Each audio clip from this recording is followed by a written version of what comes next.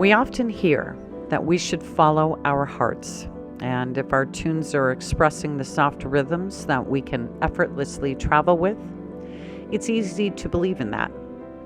But when our bundled feels also hold the kind of sorrow that stays so close to us that its gloom casts itself from one end of the yesterdays to our current point in time, our movement becomes restricted.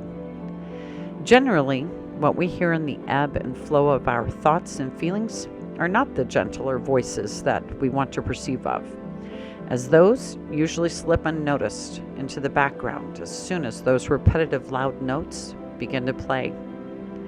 It's no wonder why we struggle to imagine ourselves as being possible, with those constant displays of emotions weighing us down, as well as the implications that somehow they describe us better than we could ever hope to.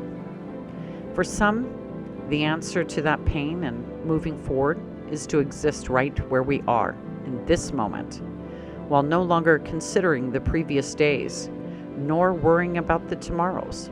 But for others, the past, present, and future are equal in our stories, which means that we can't go ahead without being aware of the dark and the light that we have been building upon. So if we cannot advance as the results of what we have come to believe about ourselves, then perhaps that's because we have given the emotions that we put together in our narratives the power to choose merely a little bit of who we are out of all that we actually are, and then allowed them to speak as if they hold our value. What if, though, that noise is not trying to point out that we are weak, but that those parts need help? And until we are willing to be vulnerable enough to open up the spaces, they will remain as the prickles that continue to pierce our hearts and minds with their sounds.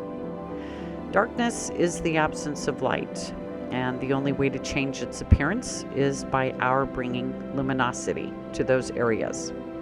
And our being authentic conveys the truth that we hold both the ability to illuminate through what we know and to also be insufficient in that brightness from the shadows of our own beliefs. Following our heart doesn't mean that we should abandon who we are by trailing around with our feelings, but it does indicate that we should dance a little more in the places where that noise calls to us by way of its loud and unwanted beats. Have the best day possible for you. Love always, Hevel.